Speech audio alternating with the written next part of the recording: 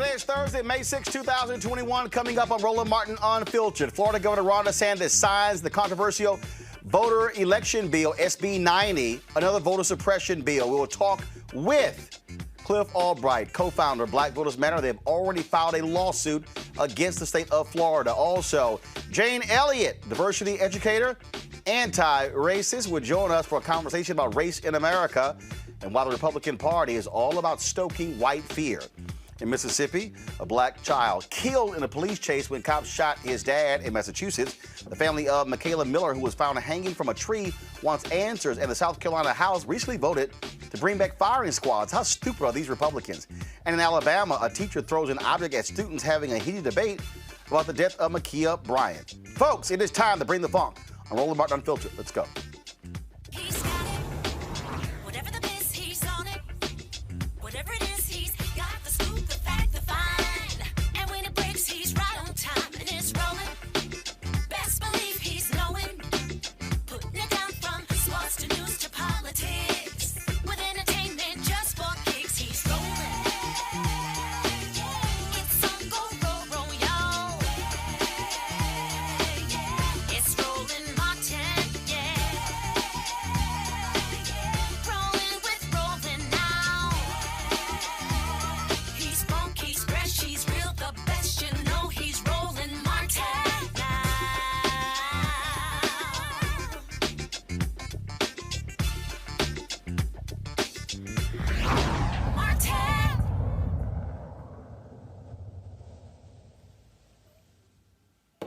All right, folks, more Republican shenanigans. As expected, Florida Governor Ron DeSantis signs their voter suppression bill, Senate Bill 90. The purpose of the bill is to impose more onerous regulations on ballot drop boxes, cutting them drastically, restrict third-party voter registration organizations, and place new voting rules by mail.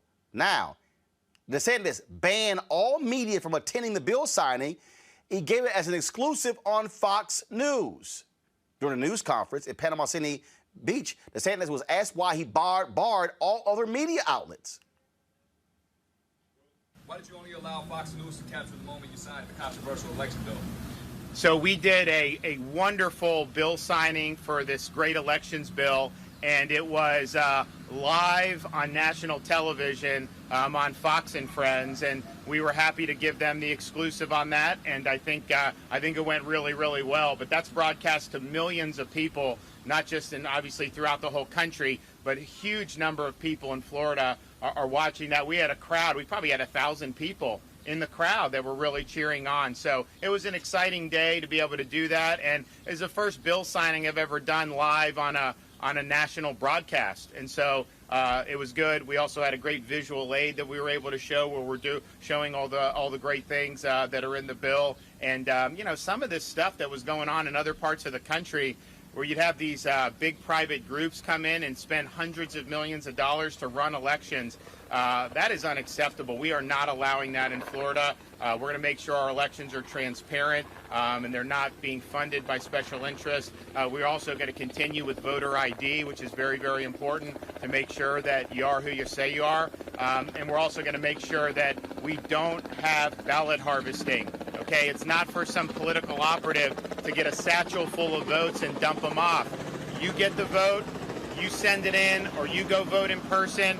It's one thing to have a family member take, fine, but to have these paid operatives go out there and do it like they do in California and like they do in some of these other states, that's a big, big problem. You know, voting is supposed to be a secret ballot. You're supposed to go in, you have the booth and all this stuff, and then when you have ballot harvesting, you have people that are going around and messing around with other people's votes like that. I think it's terrible for our country. So Florida, we just said no. We're not going to do it. So I think it was a really positive day. We got a lot of great feedback on it, and we're proud that we were able to do it on national television.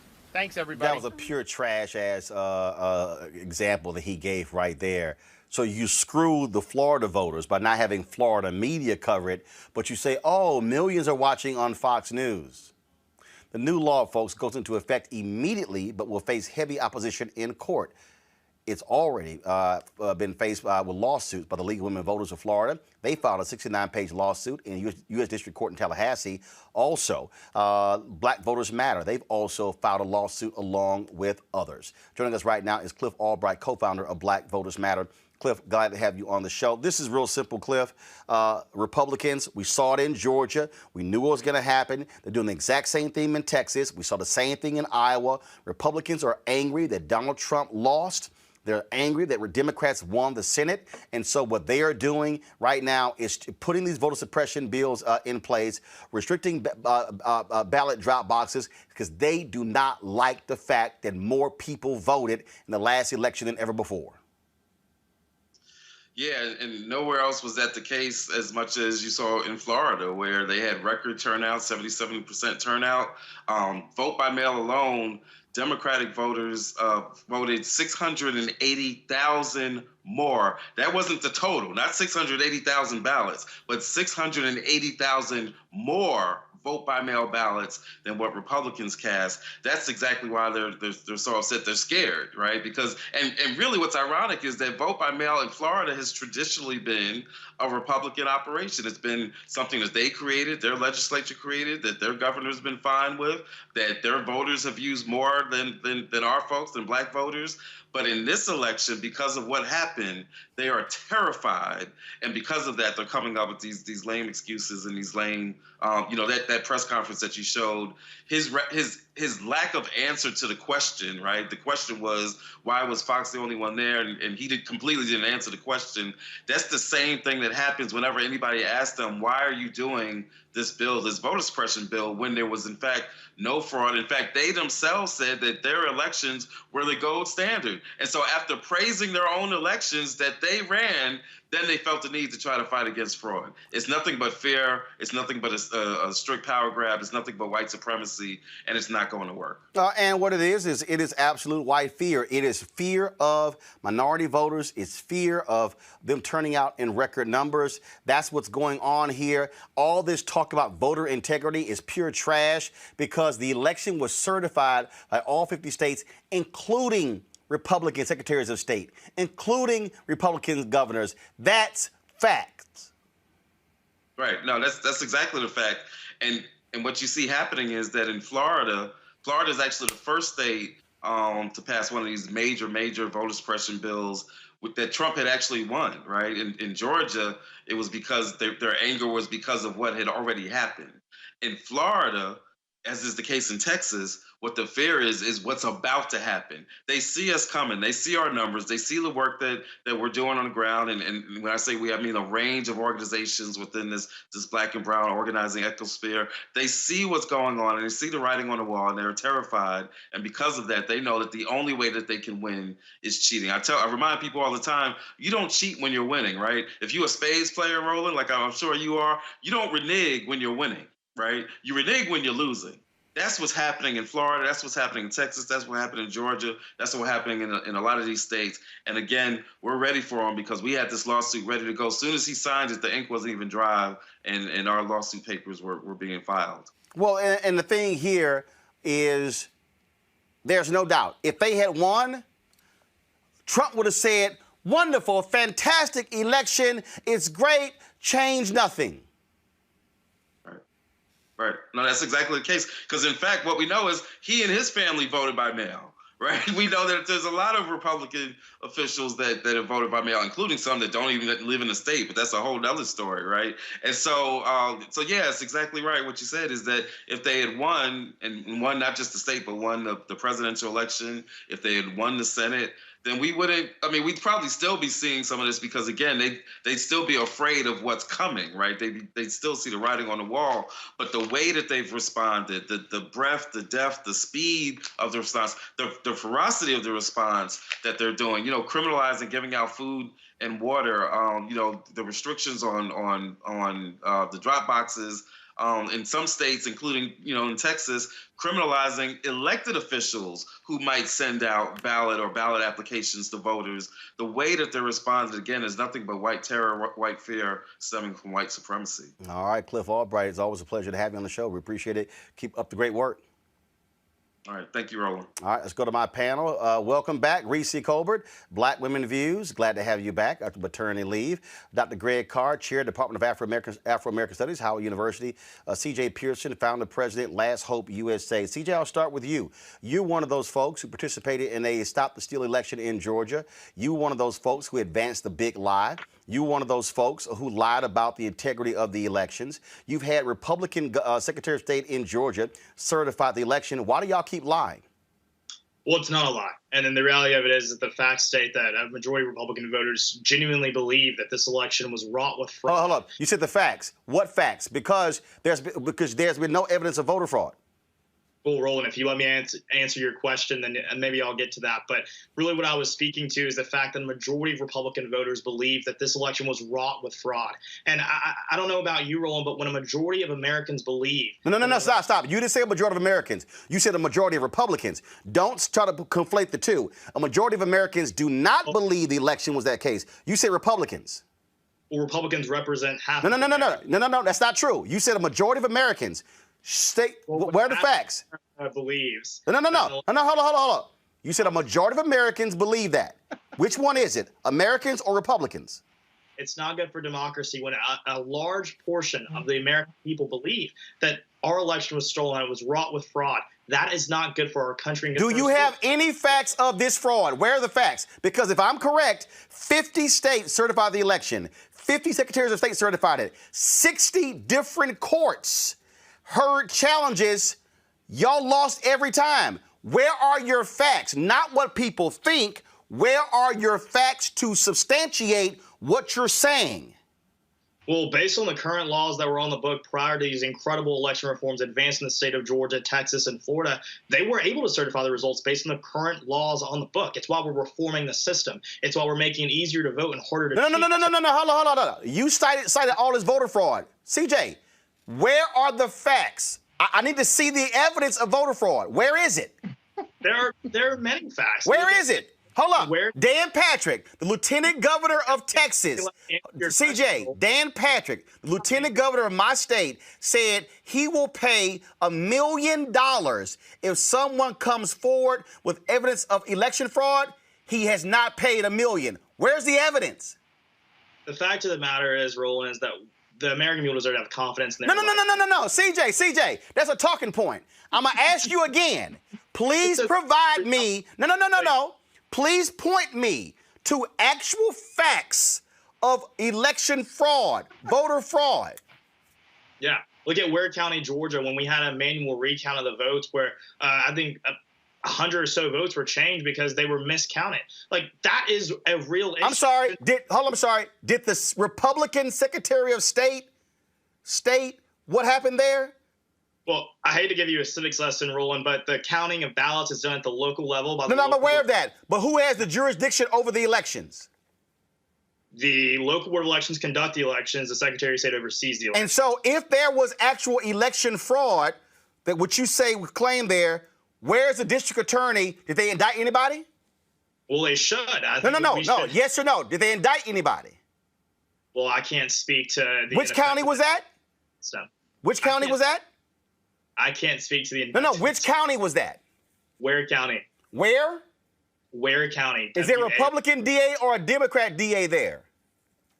I can't speak to that, but I will say that I'm speaking to what happened with the election voting there, and that happened with the manual recount that occurred. And things like that happen when you have votes literally changed to another candidate, I think people have a right to be afraid about what— But it's very curious. I want to bring in it's very curious, Greg, what you hear what CJ is saying, because he can't provide actual facts. He can't provide this widespread, and he wants us to— well, because Republicans think, well, hell, it's a bunch of folks think Bigfoot real. Yeah. It's a lot of people that think the United States of America is a nation, too. That's another myth. But, I mean, let's get back to the topic. I got a chance to read the lawsuit that was filed by the NAACP of Florida, Disability Rights Florida, and Common Cause versus the Secretary of State there, Lee. And, of course, they're claiming that these new laws will violate Title II of the Americans with Disability Act, Section 1983 and 88 of the Federal Code, Voting Rights Act, Section 2, And that's going to be heard by a Court of Appeals, Northern District of Florida. Ultimately, that'll be appealed to the 11th Circuit. That's one of the many circuits that the Trump administration with the White Nationalist Party was able to flip. And if you read Justice Clarence Thomas's recent dissent in a voting rights case, you know that some of the gaslighting that we just heard found its way into Justice Thomas's dissent. That brings me to the point. Back in December, the American Legislative Executive Council, or ALEC rather, met, and they had a voter integrity working group. So these bills that we're seeing in Georgia and Florida and Texas, these are not individual pieces. They come of a larger piece with an eye toward one objective, and that is to retake the federal legislature and to retake the White House. And let's be very clear. When we start talking about facts and arguing with these folks, we're not on the same page, because this isn't about facts. This isn't about making points, because there is no common identity. The white nationalists that met with ALEC included Hans Spakowski, who, of course, we know is a chief architect of this rather ridiculous stuff. Several of the folks who were on Trump's quote-unquote voter integrity commission that fell apart, that was led, if you remember, by the flop sweat brother of the corn-pone governor of Florida, and that would be Chris Kobach, who's right now running for Secretary of State in Kansas and will lose that election as well. But the whole point is to continue gaslight, to continue propagandize, and to shrink the electorate to the point where they can steal elections. Finally, I'll say this. I wish them the best of luck, because I see what people don't seem to understand is you might steal an election, but what you won't then do is get rid of all the people whose vote you stole. This country's going to come apart, and I just hope our young brother, who I'm very glad to see be a freshman there at the University of Alabama, who might sit and read some of these cases and think through some of this legislation and maybe, change some of the language, will have a front row seat in the state of Alabama. Well, maybe. Well, had he not transferred from Howard, he maybe learned some of those in your class, but he went to Alabama. Yeah. Let me go to Reese. Reese, it's very interesting. Very interesting. CJ mentioned Ware County, 100 votes. Go to my computer, please. This is the Ware County election supervisor, Carlos Nelson. He told the Associated Press that an election worker made a small tabulation error that involved 37 votes. Quote, election officials discovered the mistake during an internal audit and corrected the figure in the full hand recount of paper ballots. There was never an issue with the technology from Dominion. Quote, there was no vote flipping. The system worked like it should. Oh, by the way, CJ, the 37 votes in Ware County made no difference. That was a county Donald Trump won with 70% of the vote. So you're complaining about, votes being stolen. We're in a county, your guy won with 70% of the vote. I would think that if there was actually voter fraud, a county Trump won by 70% would be probably real aggressive prosecuting those who did, maybe because it doesn't exist. Reese. It's good to be back. I see not much has changed in my hiatus. Welcome, CJ, to the fire. It's good to see you, Dr. Carr and Roland. Okay, let's just be clear. I mean, we all know what this is all about, right? We've been having the same discussion for years. It's so amazing to me how Republicans cite the system working as designed, which is the system identifying tabulation errors, things of that nature, and corrected them before any kind of election is called as evidence of voter fraud. It's completely absurd. The system is not centralized. It's not perfect in the sense of there are times that there are legitimate errors, but those errors have been discovered. They have been raked over the coals. They have been dissected with a fine-tooth comb, and there's no there there. In fact, the only real evidence of voters' fraud has come from the Republicans. Let's remember when there was an entire congressional seat that was not seated for X number of months. I don't remember the exact number of months, because the Republicans were conducting absentee ballot fraud in North Carolina. And so where we've had people, there was a person, I was reading another case of the other day about a Republican who voted for his mother on behalf of his mother, supposedly, in the election. That was a Republican. So what this is all about, it's all about gaslighting, as Dr. Carr said, and it's all about trying to create this fear narrative that makes Republicans believe that the elections are stolen. The fact that CJ is citing that 50% of Republicans are delusional, or 70% of Republicans are delusional and living in an alternate universe in which 2 + 2 does not equal 4, that's not a flex, okay? That's called go get some therapy, go back to math class. You're not smarter than a 5th grader. This is the reality. Ron DeSantis is up for election in 2022. He barely won his election. And we know there were some shenanigans down in Florida with some stuff that was never really fully investigated or even disclosed about voting machine errors down in Florida. I don't know, nobody seems to remember that but me.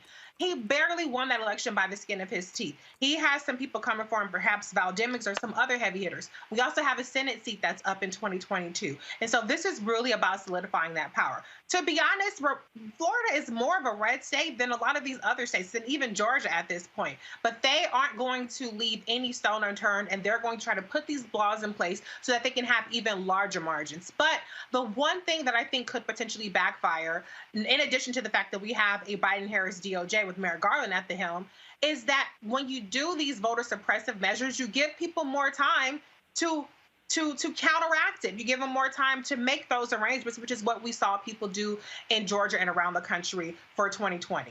So I just want to know, CJ, why do y'all have to keep lying? I mean, every time you get debunked with the lies, y'all come up with a new lie. Why don't y'all figure out actually how to have policies to attract more people? But why do you, specifically you, keep advocating the absolute lie? And there's no proof. I've asked you now 6 times. Show some proof. You threw out Ware County, 100 votes. It was 37. And it's a red county. So any other proof you got? You got anything? Well, the fact of the matter, it's bigger than that. It's about the ability for the American people to have confidence in our elections, because that is what makes America America. The ability for people to have faith in the votes that they cast, making it easier to vote, harder to cheat. If you're against that, I really don't know what to tell you, Roland, because at the end of the day, you can say that you can call 50%, half the country, delusional, deluded, wrong, crazy, whatever, but it doesn't detract from the reality that it is not good for our country's stability for people to not be able to have faith in our election. So hold on, CJ. So if y'all listen to a liar, in Donald Trump, if y'all follow a liar in Donald Trump, and the liar makes all of y'all repeat the lie, and then he browbeats other Republicans in repeating the lie, don't you think folks are going to start repeating the lie? Because, again, you keep talking about most Americans and folk not believing in this. Well, here's the deal. This is an NPR, PBS NewsHour Marist survey. 60% of Americans, 1/4 of Republicans, trust the results of the 2020 presidential election. 60%. 56% approve of how the president-elect is handling himself during the transition. So 60% of Americans trusted the election. So what you just said is a lie.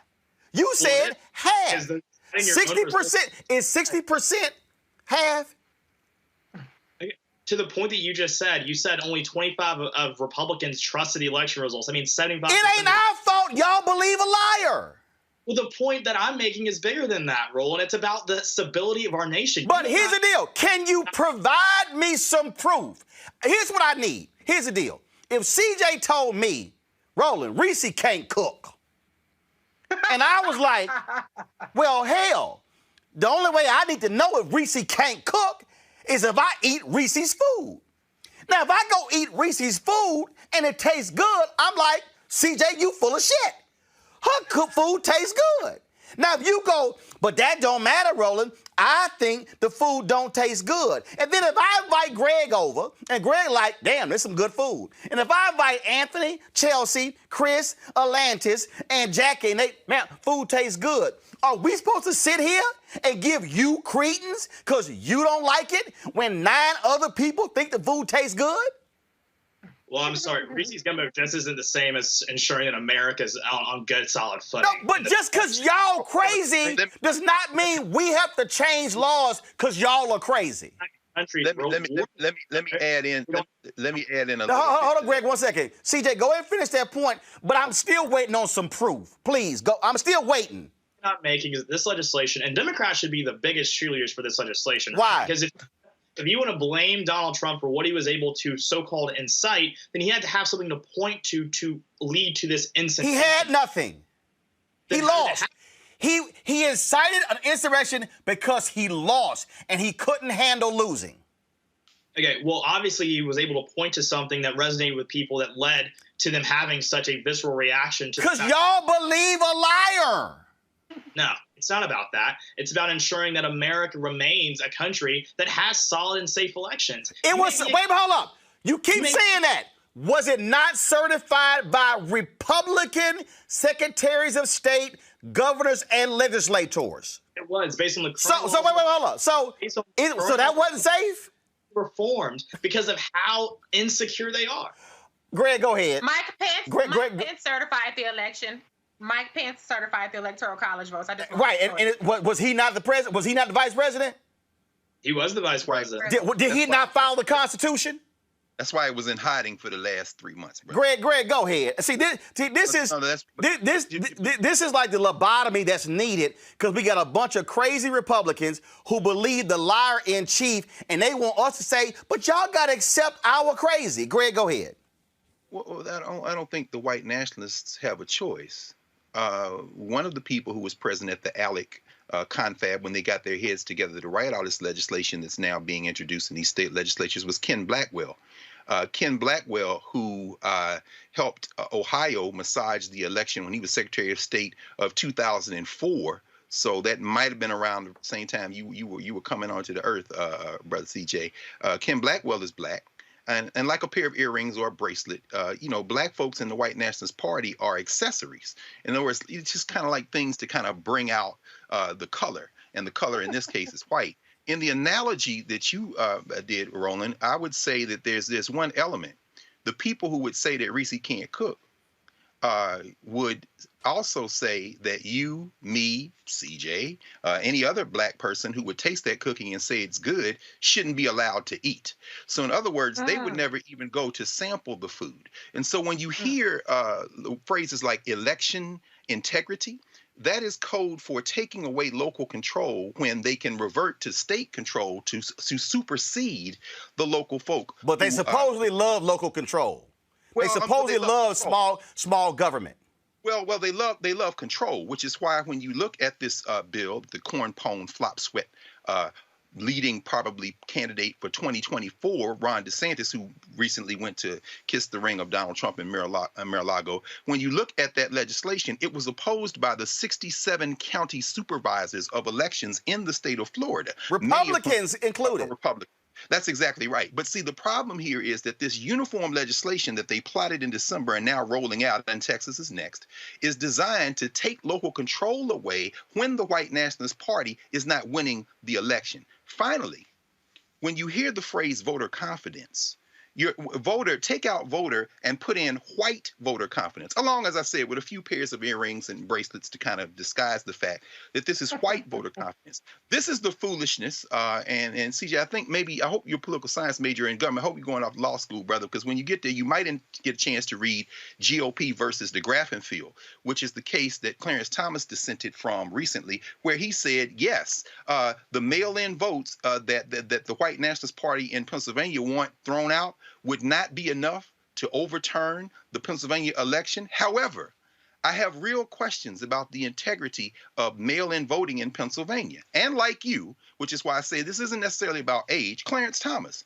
offered no proof, no facts, and repeated the talking points of Donald Trump, meaning that even the federal judiciary is complicit when white nationalism is the objective, and it can be carried out by black people. Clarence Thomas and UCJ seem like y'all on the same page. And Clarence Thomas, unlike you, has a seat on the Supreme Court. They're going to break this little settler project, brother, and I, for one, couldn't be happier.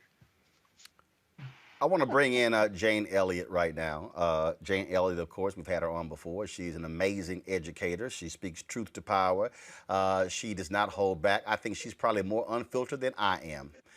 Jane, when you look at what Jane, I fundamentally believe what's driving all of this is white fear. Republicans are scared to death of black people. They're scared to death of Latinos. Hell, they scared of conscious white folks. And what they're trying to, go ahead. Wait a minute. You're using all the wrong terms in the first place. See, I was waiting on you to go there. Go ahead. There is no such thing as white people and black people. There are only people who are different shades of brown.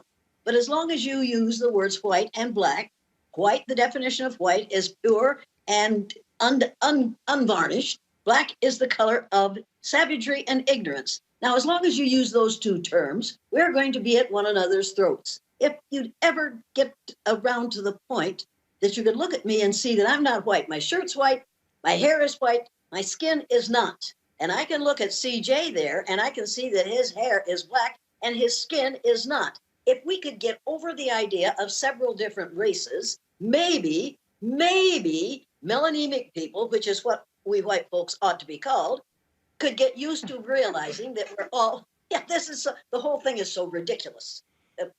Words are the most powerful weapon devised by humankind. I'm sitting here listening to words being used in ways that will separate us indefinitely. As long as you call yourselves white and black, and as long as you call yourselves members of different races, that, by God, is how long this problem is going to last. So you call yourself, you said melanemic? What did you say? Melanemic. Melanemic. Okay. So if you're anemic, you don't have enough iron in your blood to keep you healthy. So you're called anemic. So Jay, in our public policy, how do we confront the melanemic Republicans who want to prevent the melanated other folk from being able to cast votes, who are able to put in all of these ridiculous measures that they claim is voter integrity, when in fact it is all designed to keep power in their melanemic hands? Number one, you have to stop calling them Republicans, because Donald Trump knocked the L out of the word Republican. So what you end up with is a description of what he is most interested in, the area in which he is most interested. You've got to stop talking about Donald Trump. As long as you talk about him, he maintains his importance. Oh, no. I didn't mention Donald Trump. That's why I said the party. Because see, the mistake that Hillary Clinton made in 2016, she tried to separate Trump from the Republican Party. Then Joe Biden isn't, and I'm like, no. These folks, you could take Trump out of this, they still are pursuing policies that are going to impact me in a negative way. They aren't the ones you have to worry about. You have to worry about the evangelicals who are supporting Trump. Right. Have you read the book Unholy? Read the book Unholy, and then you'll know where the problem is, and you'll know what you have to do about it. I am more frightened by what the evangelicals are doing to this country than by what one man and the Republican Party can do to it. The evangelicals have now invaded every facet of our lives in a really disgusting way. And you need to realize that. Trump is not the problem. Evangelicals are the problem. And I'd like to have that young man, CJ is your name? I'd like to have you come to my guest house in Iowa for about 3 days, and I will help you to restore yourself to sanity. Well, nothing brings me more joy than being lectured by white liberals about how I should approach the issue of race in America. Just a damn minute. I just got done telling you I'm not white and you're not black.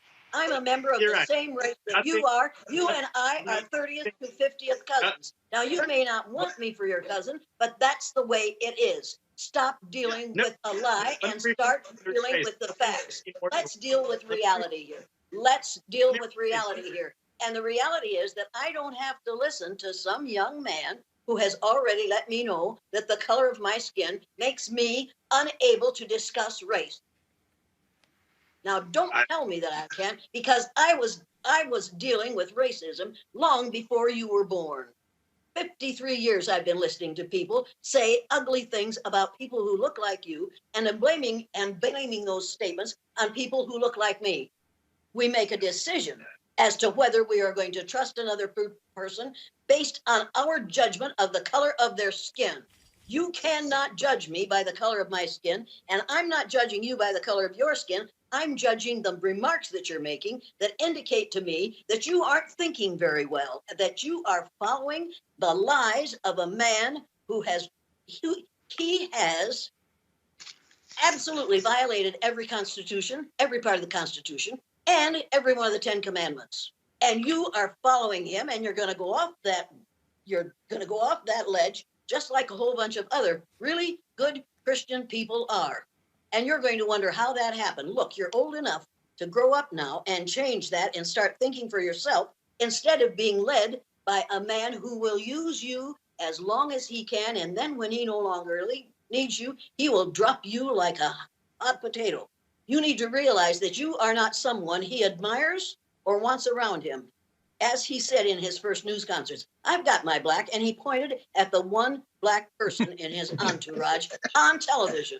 Now, I remember that. You don't remember that because you're too young to have watched it at that time. You need to open your eyes, open your ears, and shut your mouth. Okay, so here's the deal, Jane. So CJ, you cannot. CJ, go ahead. You can now respond to Jane. We'll let you respond. Go ahead.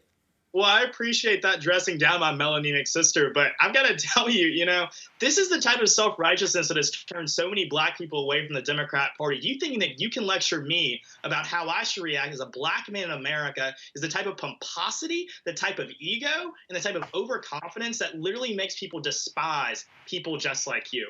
You will not tell me, you will not define as a melanemic person my experience as a black man in America or discredit my blackness based on my politics and my ideals and my principles. You won't do that. And so you can tell me to shut my mouth.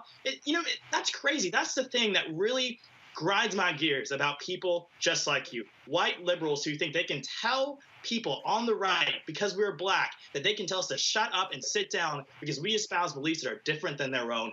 That is racist. But here's the deal, though. I've asked you but CJ. Wait. He isn't talking like a black man. He is talking like a white man. He is doing the same things that Mr. Trump has been doing for the last 30 years. You are doing the same thing that Donald Trump has been doing, and you are regurgitating what Donald Trump has put into your head. You need to stop that and start thinking for yourself. What is with you in these commands? Like, do you think you get to tell black people what to do? Like, is that just how you operate your daily life? Instructing black people how to think, how to act, what they can and cannot say? Because I support a President Trump, that brought about the lowest black unemployment rate in our nation's history. Criminal justice reform, the First Step Act, millions of dollars navigated to HBCUs, economic opportunity zones, which navigated commercial investment to inner cities that were long neglected. And I understand you probably are eager to tell me to shut my mouth right now because you hate it when black conservatives even utter a single word. But I'm going to keep talking because these are facts, these are truths. And actually, I'm going to step in right here because actually, CJ, what you just spouted were not actual facts. That's first, okay? Excuse me, CJ, sorry. Everything that you just stated, we've covered on this show. Dr. Walter Kimbrough, who is an HBCU president, Dillard University, has debunked the nonsense that you just stated about HBCUs. That's first. He's an actual HBCU president for 16 years. Two, what you have to understand, the woman who actually sponsored the very bill that you are giving Trump credit for, her name is Congresswoman Alma Adams, a graduate of North Carolina A&T. We've had her on this show. So all this talk what Trump did, that's grossly incorrect. Two, you talked about criminal justice reform. Let me remind you, Donald Trump did not pass criminal justice reform. If it were not for Democrats who controlled the House, there would be no bill that went over to the Senate. It was Congressman Hakeem Jeffries and others who advanced it in the House. Let me also remind you that your party blocked President Barack Obama from passing a criminal justice reform act when he was president because they did not want it to include real criminal justice reform. Now, you're sitting there with your huge Alabama flag over your shoulder. And let me remind you, it was former Alabama Senator Jeff Sessions, who was the Attorney General, who also opposed that very criminal justice reform bill, who stopped it when he was representing that state in the United States Senate. So you can sit here and you can keep yelling facts, but what you're not going to do is lie, because on Fox News, they might let you get away with it, not here. Let me go back to Jane. Jane, we've witnessed in the past week, Jane, we've witnessed Senator Tim Scott come out and talked about America, not racist America. Democrats fall right into the trap. Folks start going back and forth on this whole very issue here. And what is interesting to me are the folks who want to get caught up, racist, not racist, not racist, racist, as opposed to what are the effects the policies are having on actual people? Number one, the effects on people who look like me are to cause them tremendous fear because they know that within 30 years, and now it's about down to 20 years, we melanemic people will be a numerical minority in the United States of America. That's the way it is. And incidentally, this is not America. America is everything from the northernmost point of Canada to the southernmost point of South America. And we, in our arrogance, call it America, as if the 48 contiguous states, Alaska, Hawaii, and the islands off the southeastern coast of the United States are all that constitutes America. We've got to change our vocabulary. I'm an educator. Educators are engaged in the business of leading people out of ignorance. And I've been sitting here for the last about 30 minutes listening to total ignorance coming out of the mind of a person who's young enough to be taught better. And he needs to be re-educated. And the rest, and the Proud Boys, the Oath Keepers, that whole group of mostly white, fairly young men, of course, for me, everybody's young, but most of them are old enough to know better, but too damn young to care. And you cannot solve things by saying to people, my mind's made up, don't confuse me with facts. That's exactly what this young gentleman is doing, and that's exactly what most of us are doing most of the time in this country right now. We want to pretend that what we have is what we have described.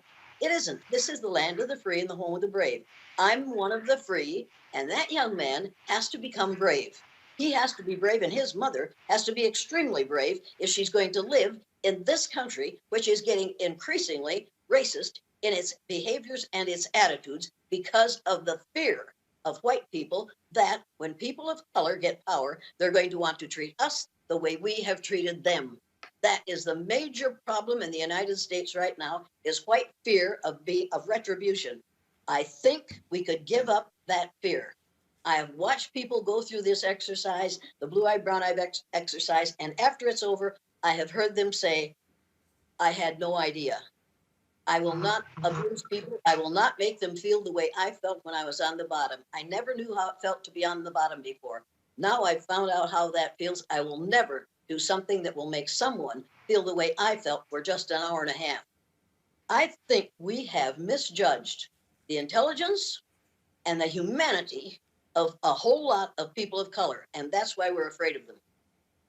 Greg Carr, the last week and a half, we've listened to Fox News and all of these other folks, these conservatives, whine about critical race theory.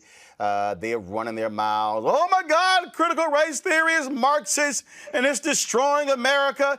Yet Nikki Haley's out there. Yet when you ask them to define it, they can't even define it, Greg. They're just spouting a talking point. Well, that's the whole point. The whole point. Professor Elliott has, and it's good to be in community with you. And hey, Reese, we definitely missed you, sis.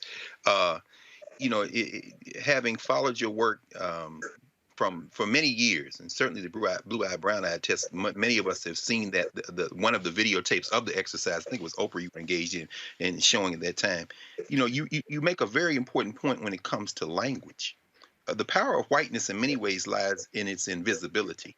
And it was interesting as CJ, as you kind of were talking, you drug Professor Elliott into whiteness. She used the word white. It's very difficult to, as she would know better than all of us, to jailbreak that language. But as my friend, the philosopher Lucius Outlaw down at Vanderbilt often says, I can call that bus coming toward me the wind. But if I step in front of it, the wind will run me over. In other words, there is the effect that language has in a social reality. So, CJ, I feel you, brother, when you say that no white person or no person who has been marked white has the right to say anything to how we try to navigate being black in a society where whiteness or the concept of whiteness is the norm. This is James Baldwin and them. At the same time, though, brother, I would have to say that you probably more than all of us as a Gen Zer understand the power of branding. You're a digital native. You haven't been alive at a time when we didn't have cell phones or YouTube or the internet. And so what we're seeing is the weaponized ignorance. And Professor Elliott, you're fighting against it, absolutely. In the real tradition, there was a journal out of Boston many years ago called Race Trader. And you probably familiar with it and knew it. You know, their motto was treason to whiteness is loyalty to humanity. In other words, we have to dismantle this hierarchical thinking. But what we're seeing instead, Roland, to the point that you're raising, people are using critical race theory as a term. And very few people, including people who would be called critical race theorists, know much, if anything, about the origins. Critical race theory comes out of the law, legal studies, law schools, really, and its roots are in something called critical legal studies, which goes back to the late 50s, early 1960s. It's really a dialogue about the nature of how we organize human societies and what are the standards by which we'll live. And that includes the law, that includes ethics and morals, and it really is a critique of the inflexibility of some of the categories. Over the years, Derek Bell, very important in this dialogue, the late Derek Bell and others, began to use that critique of the law and frame it in the context of race. And saying, for example, Derek Bell would say, let's do a thought exercise. What if instead of overturning Plessy versus Ferguson, Brown versus Board of Education had affirmed Plessy versus Ferguson and said, you know what? Separate was never equal, so let's make separate equal. Give them the exact same money you're giving the white schools. Now, that was a thought exercise designed in some ways to do some of the work that Professor Elliott has been doing, namely jailbreak how we think about hierarchy. That's where critical race theory kind of emerged. It's about narratives. It's about posing different kind of questions, forcing people to think. That is exactly not what these white nationalists, and I'm using white not because they are white, we're all Africans if you look at the parents of everybody on the ball, but I'm using white as the social reality that has real world consequences. Just like if I change the name of the bus to the Wind, I'd still step out in front of getting run over. I can call it melanated, demelanated, whatever, but the cop is still going to say, you're melanated, hands up, boom. My point is I'll still suffer because of the concepts.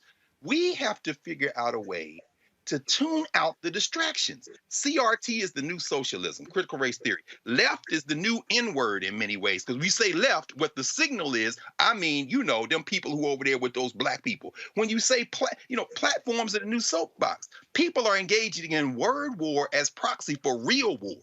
Meanwhile, people who say, I'm voting for Trump because I'm an evangelical, and Trump is a symptom. Let's be very clear. The Republican Party has been the home of white nationalism for quite some time. People are now rallying behind Lynn Cheney when Lynn Cheney's policy record is just like Donald Trump's. But people are saying, well, she's a woman. No, stop being distracted. What you're seeing is these folks are killing themselves to preserve something that isn't real. They are literally picking their imagined whiteness over their lives. And so rather than try to argue with them, I'm going to leave that to the Jane Elliott's of the world. Go with God. Sister Elliott, go with God. As an African in this world, I don't care whether the United States survives. What I care about is whether humanity can survive America. That's a very different kind of a prospect as far as I'm concerned. I'm going to go to Jane, then Reese, then to CJ.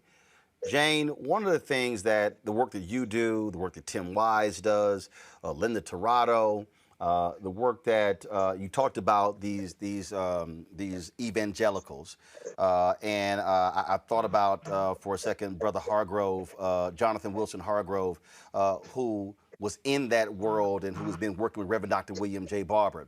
What's very interesting is they talk about how they love Jesus, yet when you go to their conferences, you never hear anything about the poor. They'll have tax folks there before they have folks talking about the poor.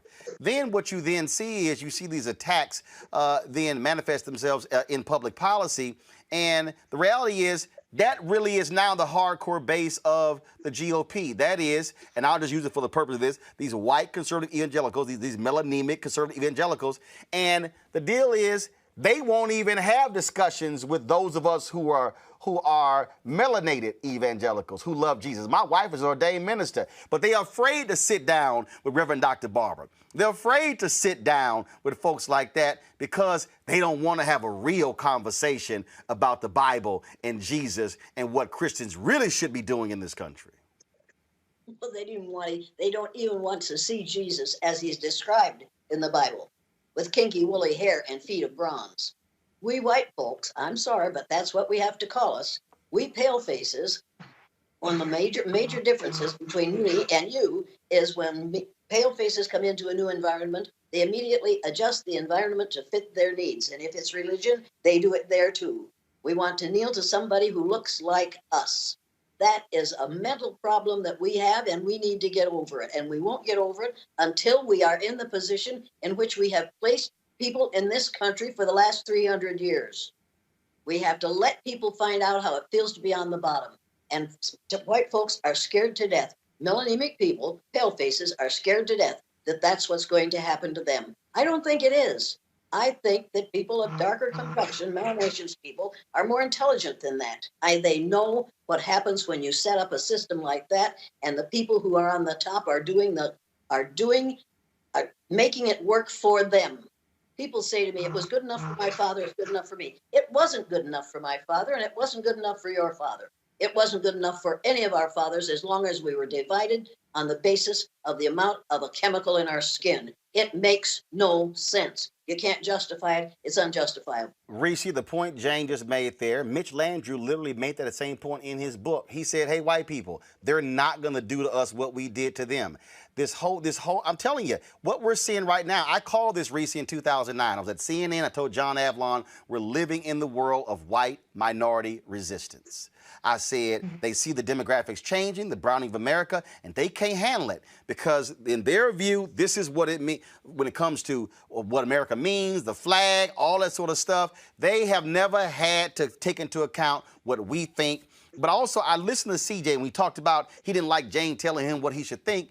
Well, hell, I don't hear CJ calling out his fellow black conservatives when they say folk like you on the plantation, when they sit here and use that language condemning African Americans who reject the Republican Party but who choose to support Democrats. Mm-hmm. And your question. Ooh, this conversation is off the chain. Y'all just came back swinging. Well, you were right, absolutely, because I think black conservatives do like to use that language about being on the plantation and stuff like that. I mean, as black people, we have these intra-black battles. You know, you got the people that talk about you if you're Democratic, you having a butter biscuits and all this other kind of stuff. There's enough insults and slurs to go around. But I kind of do feel like it's an in-house conversation in terms of what's black and who gets to determine what black is and what you sound like as black. But I do have much respect for Professor Elliott. I'm appreciating this new language that I'm hearing, pale faces, melanemic. I'm definitely going to have to incorporate that into my vocabulary. But in terms of me giving up black, I'm going to say the melanemic need to go first. When they give up white, then I'll give up black. Until then, I'm black and I'm proud. So as Dr. Carr said, go with God. I support you, sister, in your plight. But until the melanemic pale faces give up white supremacy and all that good stuff, then I'm going to be over here and I'm going to be black and I'm going to be proud to be black. But on another note, though, I do think, though, that the reality is that we don't want revenge. We just want to be left the hell alone. And, you know, black people ain't sitting up there. We ain't got pitchforks. We ain't the ones marching in the University of Charlottesville talking about blood and soil. That was the pale faces that was doing that. That wasn't us. So we just want to be left the hell alone. We just want to be, if we get a ticket, can we get a ticket and go? We ain't got to be shot by the police. If we call the police because we in distress, we want to be able to get help instead of get shot. That's what we want. When a black woman like me goes to have a baby, I don't want to have to consider, am I going to die in childbirth because black women have a black maternal mortality rate that's 3 to 4 times more of the pale faces. That's all that I want. And so if the melanemic will understand that instead of trying to hold back on what everybody gets because they want to make sure that we don't get something, to go on ahead and give a little, then we can all be greater. Then I don't know. But the reality is, yeah, black people, all we want to do is just be left alone. All we want to do is just be great and live our best black ass lives. That's all we want. May I ask? Jane, then CJ. Go ahead. Yeah. Would it help if we would all simply remember that Columbus didn't discover America, that it was discovered by Africans between 20,000 and 10,000 years before Columbus was a gleam in his father's eye? Would it help if you realized that you were here first, and because of the melanin in your skin and your ability to live even with the hole in the ozone layer getting larger and more sunlight being allowed to enter our environment, that you will be here last? Do you not realize that the reason you are going to be in the majority, numerical majority in the future, is because you are going to live longer because of what we melanemic people have done to this country and to this world with our behaviors? Do you realize that only 18% of the population of the earth is classified as white? 18%. We have been in the minority all these years, and we are determined that we are not going to be the numerical minority in the United States of America. To fight that is to fight the inevitable. It is coming. We've got to get melanemic people used to the idea that if they would trace their DNA back far enough, they would find that a part of their DNA, a percentage of their DNA, came from a country in Africa. We are all from the same place, whether we want to admit it or not. CJ, one of the things that's very curious to me, and I remember in 2017, one of the first things that your party did was repeal anti-discrimination rules in auto loans. And it struck me as interesting that Republicans stood on the floor of the House and they said, we need to just stop this. We're all Americans. But they didn't want to deal with the discrimination. In fact, this is a previous edition of Roland Martin Unfiltered. Listen, and then I need to get your response. Hey, Auntie Maxine, Henry, go to my iPad. Make sure that we're making America great every day in every way. And the best way to do that is to stop talking about discrimination and start talking about the nation. We're coming together as a people in spite of what you say. Thank you, gentlemen. I yield back. Gentleman's time has expired. Members are reminded to address their remarks to the chair. The gentleman from Texas reserves, the gentlelady from California. Thank you very much. The gentleman, Mr. Kelly, please do not leave. Because I want you to know that I am more offended as an African-American woman than you will ever be. And this business about making America great again, it is your president that's dividing this country. And don't talk to me about the fact that we don't understand what happens on the automobile. No, I will not yield. No, I will not yield. Okay. Don't tell me that we don't understand. That's the attitude that's been given toward women time and time again. The gentlelady will suspend. The chair wishes to remind all members that they are to address their remarks to the chair. Gentlelady will continue. The chair, but don't stop me in the middle when you didn't stop him in the middle. And so I shall continue. Don't you dare talk to me like that and think that somehow women don't understand what goes on the floor of automobile dealers. Minded to direct her remarks to the chair. The gentlelady will continue in order. I will continue to do that. However, I don't appreciate that you did not interrupt him when he was making those outrageous remarks about him knowing more about discrimination than I know about discrimination. I resent that, and I resent the remark about making America great again. He's down here making a speech for this dishonorable president of the United States of America. Having said that, I reserve the balance of my time, and no, I do not yield not 1 second to you. Not 1 second. Not 1 second to you. So, CJ, what I found to be interesting is that literally is one of the first bills they repealed. So, Republicans love talking about what they did and what should happen and how we should all get along. But there's real discrimination when it came to auto loans. January 6th, a lot of people who think like you, people who you stood with, were there here in D.C. How many N-words black cops were called? I haven't seen white Republicans condemn that. In fact, they have pretty much sided with the insurrectionists versus the cops.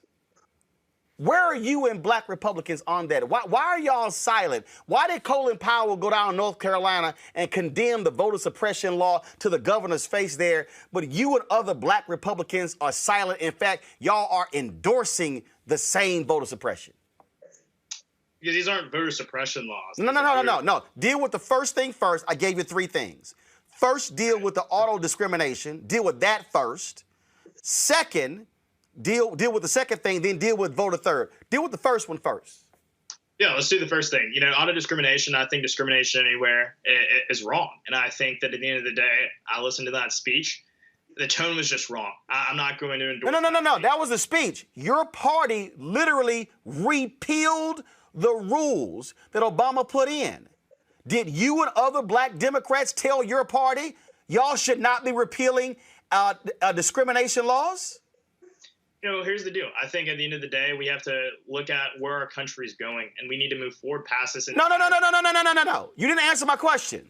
When they were voting to repeal these anti-discrimination laws against black folks when it came to auto loans, did you and other black Republicans say a word to your own party to say, this is not right, you should not be repealing anti-discrimination laws? I'll be honest. I'll be upfront. I wasn't familiar with the issue at the time, but I think in the grand scheme of things, you look at discrimination, just condemn that. And I also believe, though, that to the point that the congressman was making, that we do have to move forward. But CJ, how do we move forward if we don't confront discrimination? We can talk about that. Morgan Freeman, I think. No. I don't want to talk about it. I want to outlaw it. I want to get rid of it. But when Republicans led that, they literally led the effort to get rid of the laws. How does that make us great again? I don't think that legislation was about making America great again. I think it was about the idea that we need to move past this entire consummation with race, this infatuation. The point I was making about Morgan Freeman. Is it possible for us to move past being discriminated against? See, here's the deal. We black people, we would love to move past it. But here's the other deal. Colin Powell, black Republican, he went to North Carolina and condemned the voter suppression law there. Your party in North Carolina passed a law where they targeted black voters. The court said it was laser-like precision. It was overturned. Did you and other black Republicans condemn that North Carolina law and stand with Colin Powell? If you didn't, why not? Roland, I gotta say, I have a lot of faith in black people. And I believe that it's not a hurdle for black people to go get a voter ID. No. You did not answer my question. Fellow black Republican, 4-star general Colin Powell, former Secretary of State, former National Security Advisor, stood before and condemned it. It was later discovered, CJ, that Republicans asked specifically when were black people voting early in North Carolina. 70% voted during the first week. Your party changed the law in order to limit early voting. And then the federal courts later ruled they had the document. They put it in email where they did it. When what I'm asking is, why were you and other black Republicans silent with the targeting of black voters by your party? And you're also asking why I didn't endorse the ideas being propagated by a 4-star general. Sure, Colin Powell, much respect to him for his service to our country, who's endorsed President Barack Obama, also endorsed President Joe Biden. No. Can you answer my question? You want to call him a Republican for the purpose of this debate, but he really isn't that. No, he is a Republican. First of all, I'm sorry. You told Jane, don't tell you what to say. Now you want to strip Colin Powell of being a Republican. In fact, Colin Powell was a Republican before you were even born. I don't even think Powell described himself as a Republican if you want to look it up. No, actually he did. Have you actually talked to Colin Powell before?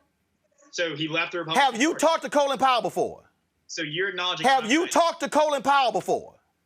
That's not the point. No, CJ, just answer the question. Have you ever talked to Colin Powell before? Once you acknowledge that I'm right. CJ, yes or no? Yes or no? Again. Yes or no? Have you talked to Colin Powell before? He is no longer Republican. Have you talked to Colin Powell before? Yes or no? It was about this election integrity bill. So see, I'm gonna see right now. See, this is the whole deal. If you're unwilling to even answer the question, you are purposely evading it because you know the answer makes you look bad. And the fact that you can't even that makes me bad. CJ, the federal court ruled there was laser-like targeting of black people. Does that not offend you? Well, here's the deal. Let's look at the facts. No, yes or no? Does it offend you, yes or no, when Republicans in North Carolina targeted black voters specifically? Does that offend you? Well, there's no indication of that. Just no. It was right there. See, let me go to Jane. See, I can't even see Jane. This is the thing that bothers me. The reason, Jane, you were critical of CJ earlier is exactly right there. We literally have evidence. A federal court. Question, Roland. CJ, Republican appointees said there was laser-like targeting of black people, and you, as a 18, 19, 20-year-old black Republican, you can't even utter, you know what? My party was wrong. You can't, TJ, you can't even say, damn, my party was wrong. They shouldn't have done that. You are defending it. You are excusing it. You are trying to deflect. You can't even say, damn, that was wrong. Do you know how easy that is? Because I don't agree with you, Roland. And so you agree with what Republicans did in North Carolina? I agree with legislation that advances the idea that our elections should be safe and secure. There we go right there. See, that's that talking point stuff. That's talking point stuff. See, Jane, here, let me give a fact. Let me get some facts here, Jane. The North Carolina Supreme Court ruled, CJ, the North Carolina Supreme Court ruled, Jane, that there was racial gerrymandering in North Carolina. The federal courts ruled that there was laser-like targeting of black voters. And your criticism earlier of CJ, Jane, I think is on point. When he can't even acknowledge when his own party is wrong in the targeting of black voters, I'm not asking him to renounce being a Republican. I'm not asking him to condemn the entire party. I'm saying, damn, can you at least say, like Colin Powell did, that is wrong? But the fact that he can't even do that is because they are unwilling to stop the grifting game of appealing to white Republicans. And here's the deal. Jane, I know folk like Bob Brown, who's 80-something years old, was a lieutenant for Dr. King, who was the top black person under Nixon. That man been a black Republican twice as long as CJ been born. And that man has the guts to call out his party. Senator Edward Brooke, the first African-American United States senator since Reconstruction, had the guts to call out his party when they were wrong. I'm just saying, can I get some black Republicans with some guts today who are willing to say, damn it, that ain't right? Jane, go ahead and weigh in, please. Well, it isn't only black Republicans who won't say that. It's pale-faced Republicans who won't say it, too. You have to realize this is not a problem that is caused by people who are melanaceous. It's a problem that's caused by these melanemic people who have had power for a long time, have used it badly, and who do not want to be in the position of being powerless, and they will do whatever they have to do to see to it that they maintain their power. If you read the book, The System, and you realize that the boys who are on the Business Roundtable are running this whole thing and telling Mr.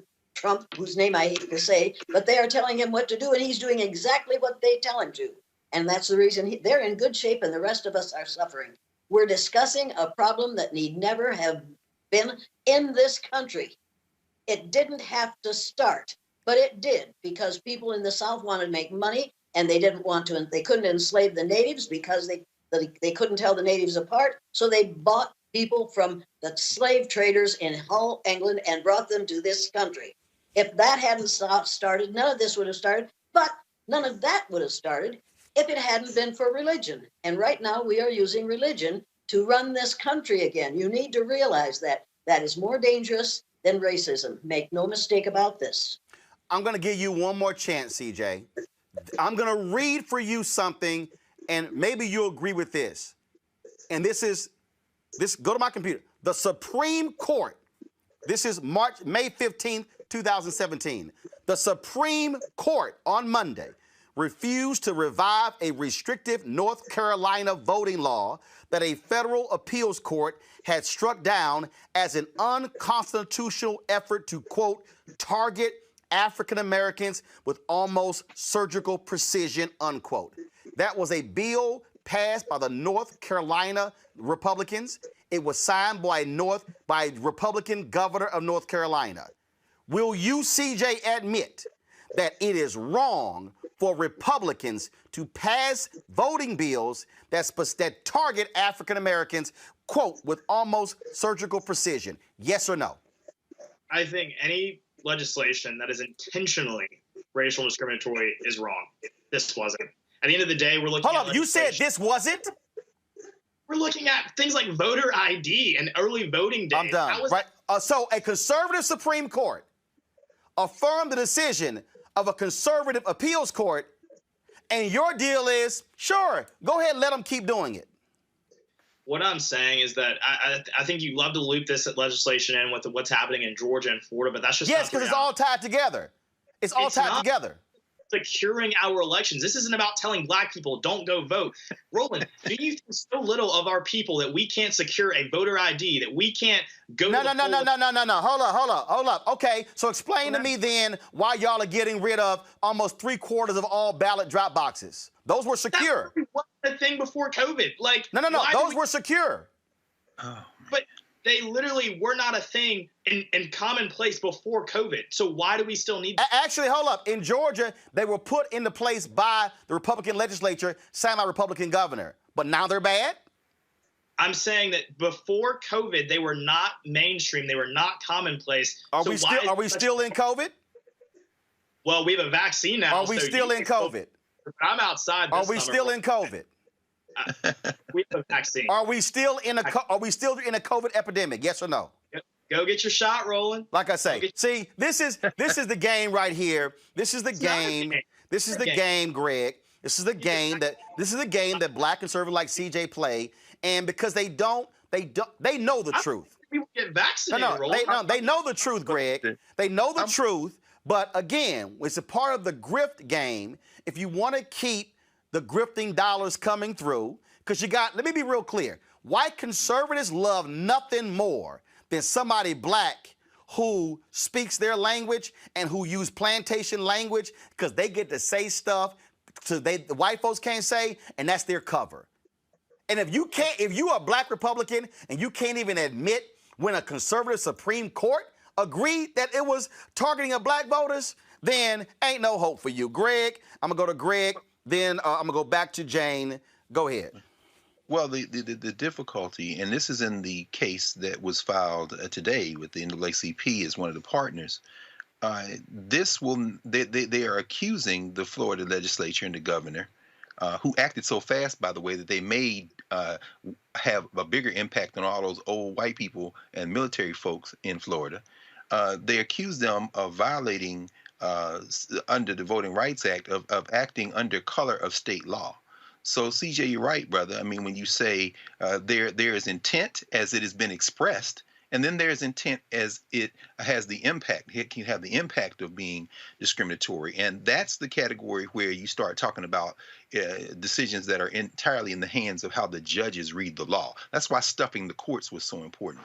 But you know, when you say that these things are not related, and you may or may not have heard about 45 minutes ago when I talked about the American Legislative Executive Council and the fact that they met, the process working group, in December of 2020, these things are not only related, they are coming out of the same draft legislative playbook.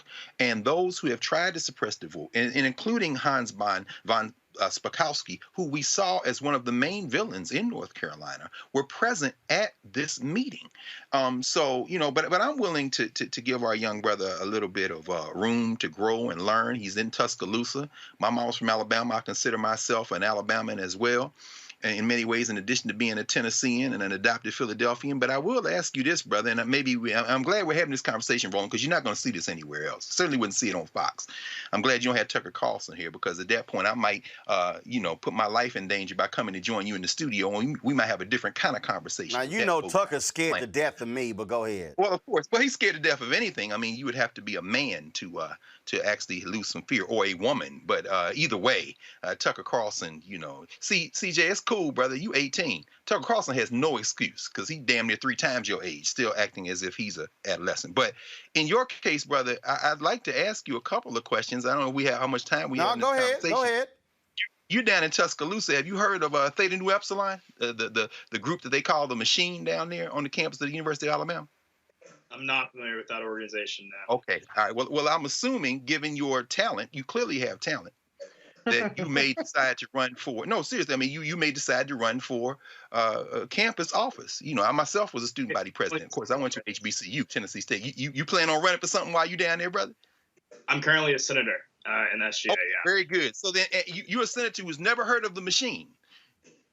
Okay, okay. I just want to be clear because I'm just saying while you're in Tuscaloosa, I encourage you to be careful. You know, the first black student body president in 1976, Cleo Thomas, when he won, they burned a cross on the campus of the University of Alabama. In fact, they burned a cross in 1986 when I was an undergrad in front of the AKA house. And in fact, as recently as 2018, AL.com did a series of articles called Greek Gods, where they talked about how this confab of white fraternities and sororities on the campus there in Tuscaloosa, the University of Alabama, have worked against any type of racial progress on that campus for years. Now, you don't play football, you don't play basketball, you're not a revenue-generating black on the campus of the University of Alabama. I hope as you're navigating that space in Tuscaloosa, you pay very close attention to how race operates, not in the abstract, but on that campus where you are, brother. And I wish you to continue to learn and grow because I think you want what I want, what we all want, which is for all of us to be able to be human in the world without anybody oppressing us. And I'm telling you right now, you're in a very dangerous place, in a dangerous campus. Look up the machine, brother. Unless, of course, you're already aware of them and don't want to say it on camera. What I'll say at that point is our immediate past president was a black man. He was an alpha, actually.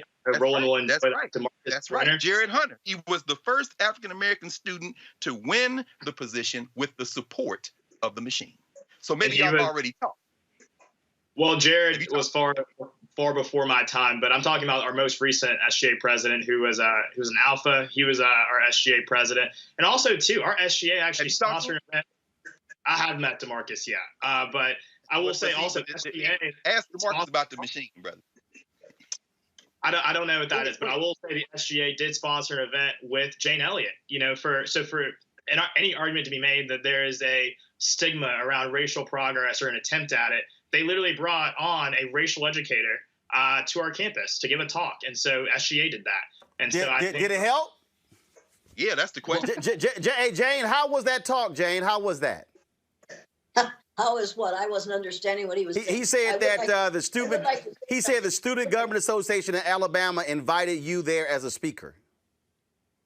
I have no idea what he's talking about. Didn't hear it, can't understand it. The sound is really, really bad. So he said that you spoke at the University of Alabama.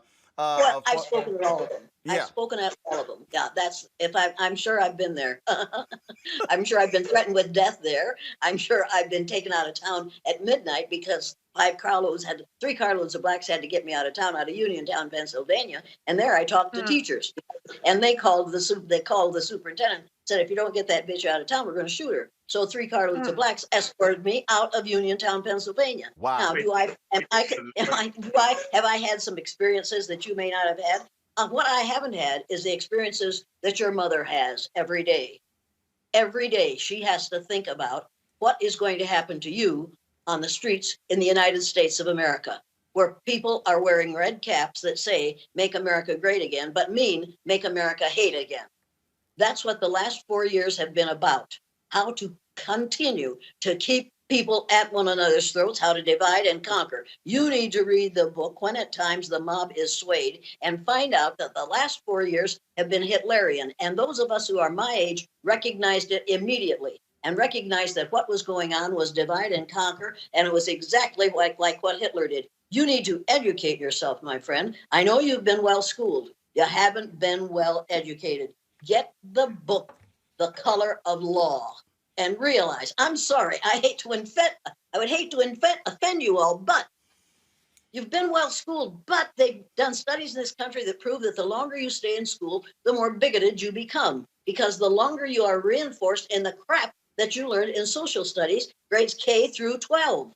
That is not social studies that we teach in the schools in this country. It's anti-social studies, and you better get that into your head, and you better start doing it now. When you walk out on the street, you make good sense, you think, on this program, but you're in danger when you walk out on the streets because people who see you saying these things, some of them are going to hate you for them, and some of them are going to say, well, he's right, but he's black, let's take him on. You are in danger, my friend, because of people who look like me. My son has been beaten and spit on and has had all kinds of stuff And I finally had to move out of the community because one of the superintendents said, better get your kids out of this school. Why? Because the teachers are trying to destroy them. I've been through things that you'll never go through. However, I will never go through what you have to go through every day. And the worst part of what you're doing right here is protecting the oppressor. You are saying the oppressor is right. As long as there are people who are willing to protect the oppressor, that's how long the oppression will go on. And no matter what name you give it, it is unfair, it is indecent, and you need to realize that you're being used. You are being used by a man who will use anyone to advance his monetary happiness. And that's what it's all about. He will use you. The people who are following him are using you, and you are being used right now. Now, you can say that I'm an old white woman saying these things, and I don't know what I'm talking about. My friend, I suppose, what are you, 20 years old? I was 60 years old when you were born. I know more than you know. I have read more books about the situation that's in this country. Racism is a major item in this country. It impacts every area of our lives. And if you are willing to go along to get along, eventually the people that you are supporting now will drop you. They will drop you so hard and so fast, and you will have nobody to turn to. You need to build a group of people who will understand you and truly accept you, not just who will use you because you are willing to be used. Well, CJ, go ahead. With all due respect, you say I'm protecting the oppressor. Maybe the reality of it is just I'm refusing to be oppressed. You know, I don't wake up every single morning seeing racism in every interaction that I have or racial bias in every interaction I have. Hold on, Jane. CJ, go ahead. Jane, you can respond. CJ, go ahead.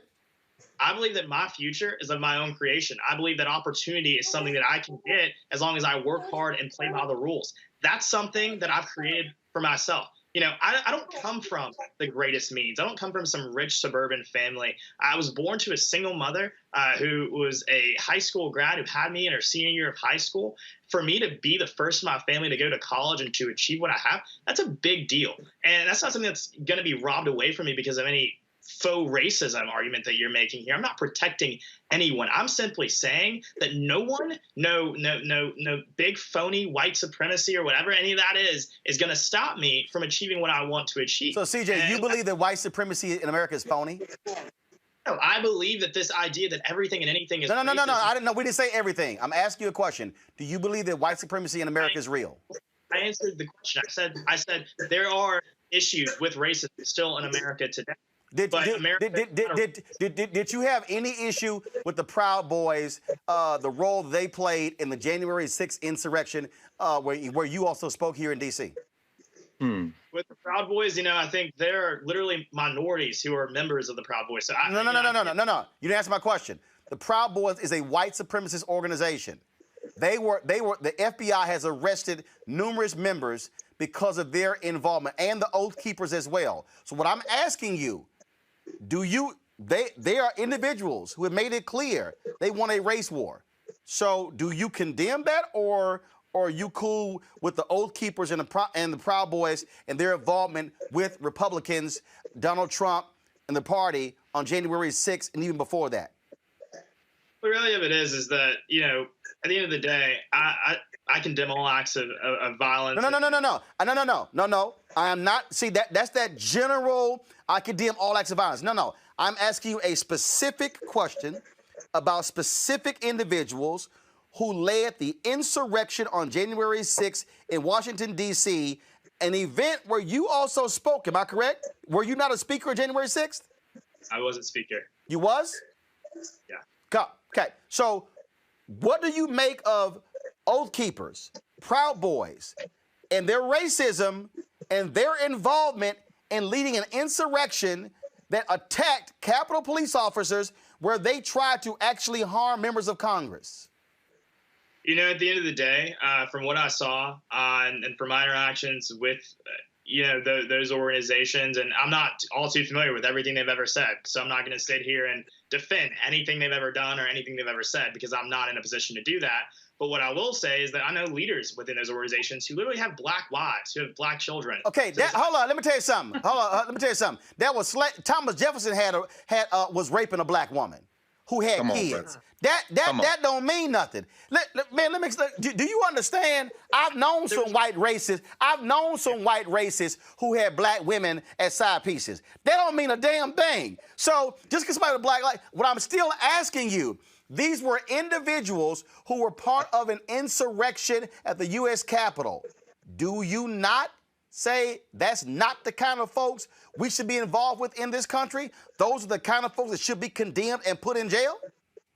Well, I think I answered your question the first time you asked. Okay, I got it. See, Jane, CJ is actually doing exactly what you said.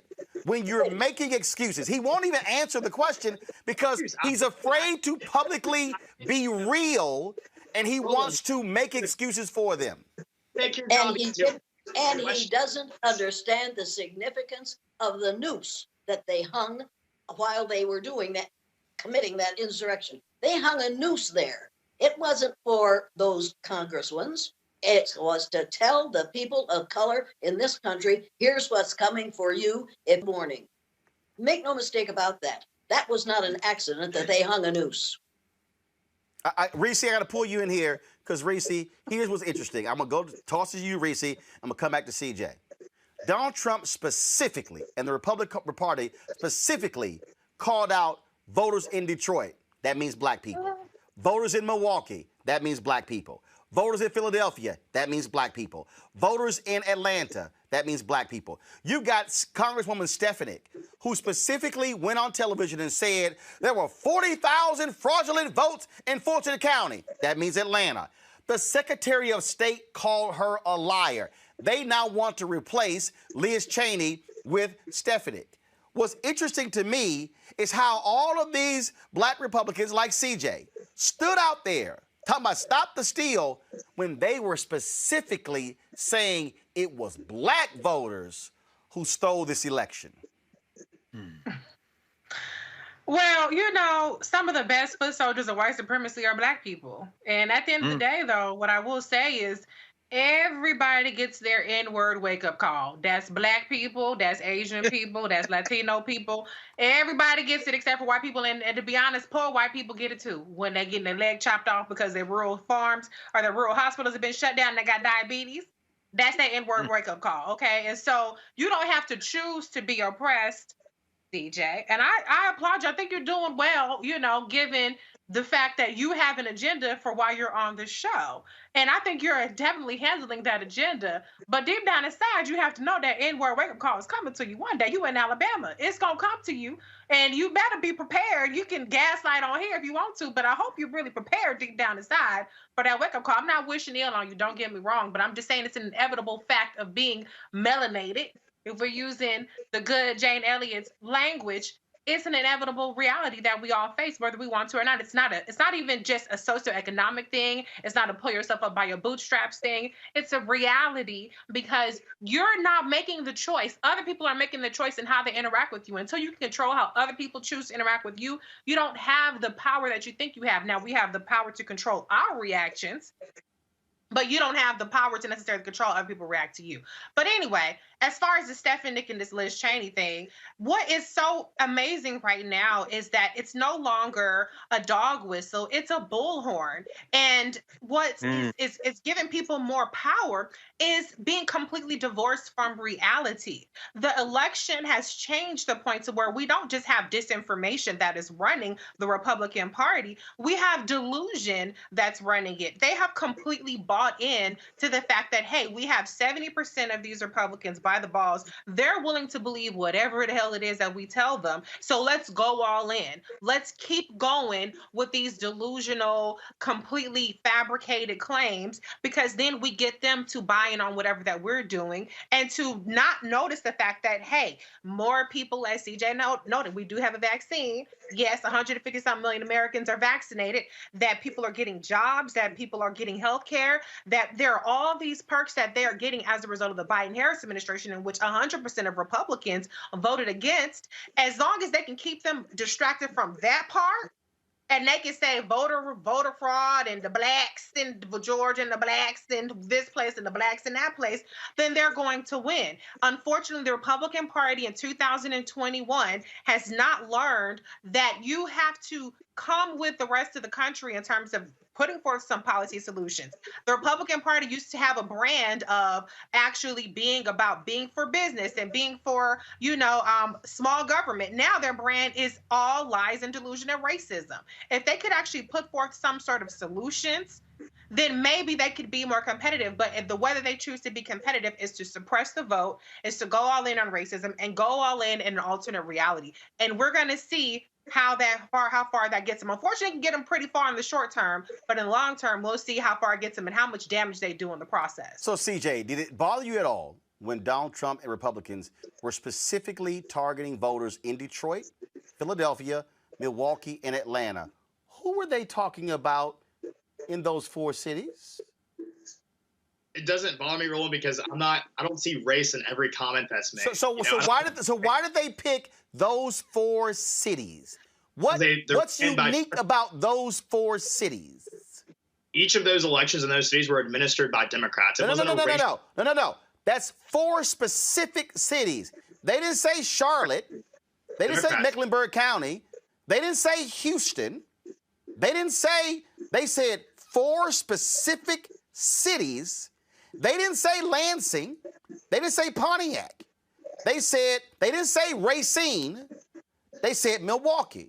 They didn't say Scranton. They said Philadelphia. They didn't say Augusta. They said Atlanta. So why specifically did they say those 4 cities? Roland, you can ask me that question 4 more times. The answer will be the same. So you don't think it was because those 4 cities had significant numbers of black voters? No, because I refuse to live in this ideal world that you live in where everything is racist and everything No. So why didn't they pick a majority white city where there were Democratic voters? Because see, if your argument is they were Democrat, no, but they were real specific.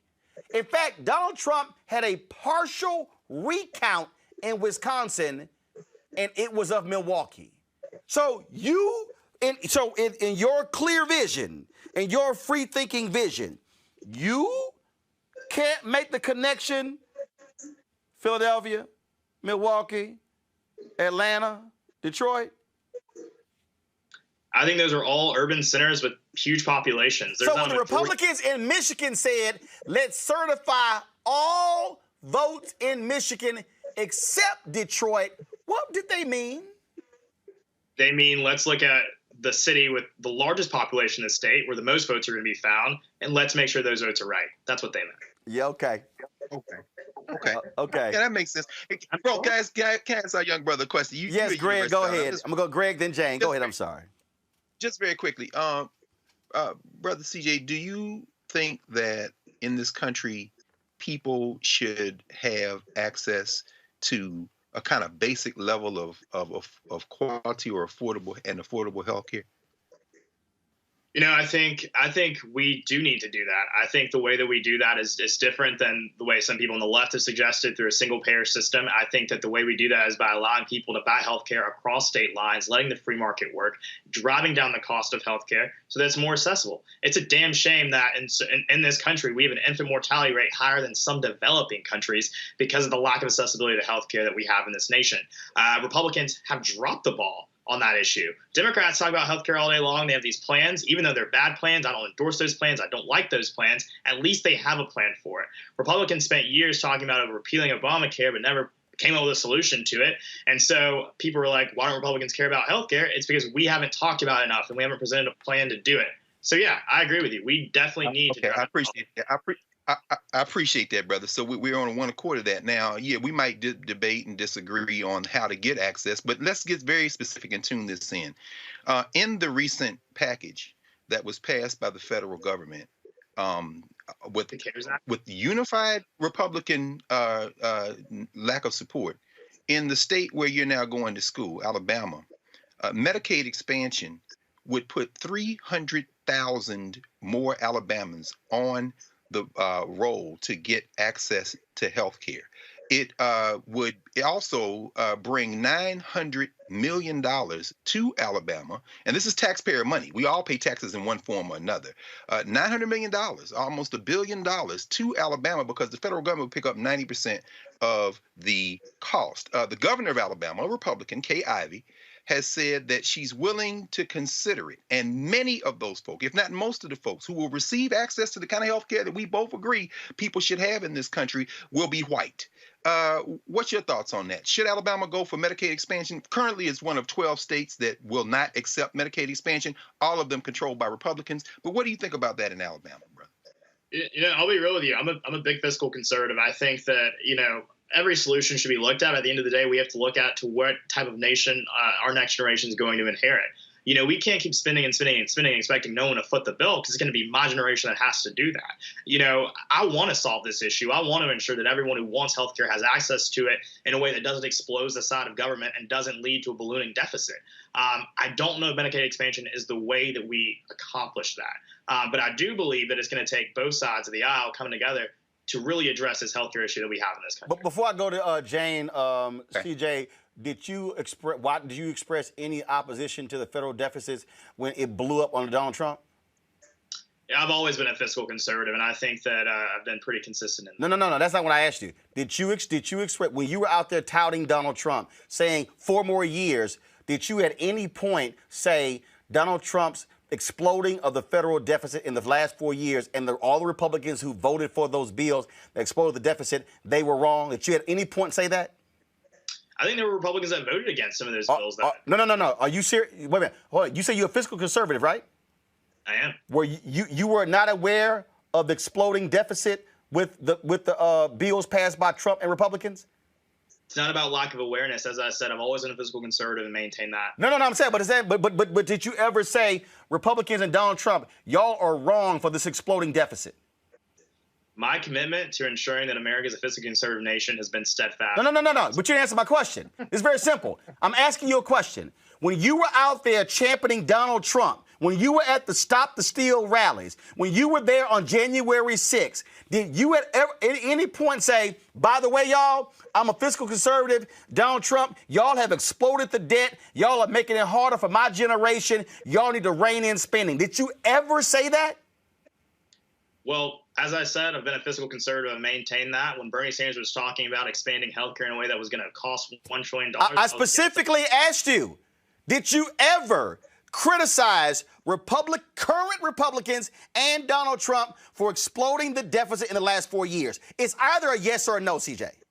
Oh, that's an absolute yes. When these omnibus bills came through Congress, I opposed them. I thought they were stupid. I think you attach all these riders, all these crazy legislation to one big bill that's a must pass. It's bad for our country. It's why. But you wanted 4 more years of Trump, right? Well, 4 more years of a president who was going to bring about economic opportunity, ballooning job growth, record numbers on the stock market. So that's interesting. Yeah. That's interesting. So you like the ballooning stock market, but you did not criticize him on the ballooning deficit. Well, as I've said 3 times now, I've always been a steadfast opponent of anything that balloons our national debt. But you supported the guy who was ballooning the debt. For all 4 years that created jobs, a record number of jobs. We had more jobs in this country than there were people to fill them, Roland. Got it. That's a successful administration. God bless America, Roland. Got it. I just find it to be curious. I'm going to Jane. I want to show this, Jane. Jane, you started what you're doing, Jane, the day after Dr. King was assassinated on April 4th, 1968. That's what you told me in the previous interview. We talked about voting, things along those lines. Jane, I've got to get your thoughts on the junior senator from Alabama when he was asked, when he was running against Senator Doug Jones, about the Voting Rights Act. Go to my computer, please. The thing about the Voting Rights Act is, it's, there's a lot of different things you can look at it as, who's it going to help? What direction do we need to go with it? I think it's important that with everything we do, we keep secure, we keep an eye on it, it's run by our government, and it's run to the point that it's got structure to it. It's like education. I mean, it's got to have structure. Now, for some reason, we look at things to change, to think we're going to make it better, but we better do a lot of work on it before we make that change. Jane, that is the former Auburn football coach who is now the junior United States Senator from the state of Alabama, Tommy Tuberville. He is not very different from most of the people who are supporting Mr. Trump and his policies. 40% of the people of the electorate in this country would support a man who would say it's all right to deny people the vote based on the color of their skin. So, Jane, where do we go? Where do we go? So, if we are to, we have to educate these young people. This young man is an example of what we haven't done with education. He needs to be taught the truth. We haven't been teaching the truth in the schools in this country for the last 300 years. This is a problem of education. Educators are supposed to lead people out of ignorance. You can see that this young man should be listening to you 3 adults who know what you're talking about. He is trying to teach you. You have forgotten more since breakfast than he will ever know. You have experienced things that he will never experience. But he will experience them if he doesn't get his head on straight and start reading the history as it really happened instead of reading it as he was told in the schools in the United States of America. He firmly believes that a person who can make the amount of money that our former president did by grifting others is more admirable than you 3 people who know what you're talking about. You've been where he's going. What you're trying to do is set it up so he doesn't have to go through what you have gone through. That doesn't have to happen again. We could put a stop to this if we chose to, but instead we are perpetuating this myth as long as we keep people like this young man in the dark. If we can keep him believing the lie, that's how long we can perpetuate racism in this country. We think, but it isn't going to work. Melanated people are going to be grossly outnumbered, and it's coming faster than we expected it. We've got to change our behaviors. We've got to change our attitude. We've got to change our beliefs. We've got to change our myths, and we've got to stop telling myths as though they are fact. We've got to start dealing with the truth in this country. Final comment. I'm going to go now to Reese. My final comment is I don't believe for 1 second that CJ doesn't know better. Bless you. I'm not trying to lecture you or anything like that. I think you're doing what you set out to do, which is you have a brand, you have an agenda, you're young, you have a bright future ahead of you in the conservative world if you continue to regurgitate your talking points and stick to that script. But I just say again, I hope you don't get that N-word wake-up call that we all get one day, one way or another. CJ. Well, Roland, I want to thank you for having me. I actually really did have a good time today, so thank you so much for extending the invitation. But really beyond all that, I will say, I'm not a victim. I don't live in a constant state of oppression. I believe that we create the opportunities that we want to have in this country. I'm proud to have supported President Trump. We'll be proud to support him again in the event that he does run. But really what this is all about for me, this is bigger than race. I think the way that we actually bridge the racial divide, the way that we actually ensure that Black and brown people are uplifted in this nation is by encouraging, actual policies that are going to uplift our people, right? Policies that are going to ensure that we are able to create small businesses. Policies that are going to ensure that we're not wedded to the federal government for entitlement spending like food stamps, welfare, whatever. We need to create victors, not victims. That's what I'm all about. That's my idea. That's my platform. That's my agenda. It's not about pushing Donald Trump's plan or pushing white people or whatever. It's about pushing the idea that Black people control their own destiny in this country because we are no longer slaves. We are people that control who we wish to be, who we are, and that's what I believe, period. Greg Carr. Yeah, no, this has been very useful, I think, in some ways. In other ways, not so much. But Reese cut through all of it when it comes to this specific conversation. You did your job well, young brother. You stayed on brand. As a Gen Zer, you know the importance of sticking to a message when folks aren't going to dig much deeper. And just know that there have always been individuals who oppressors of all type have picked out of the groups that are oppressed in order to do two things: give them a bit of a safety valve and a bit of a fig leaf, as you heard Professor Elliott say. And also, those people are well rewarded. That's the second thing.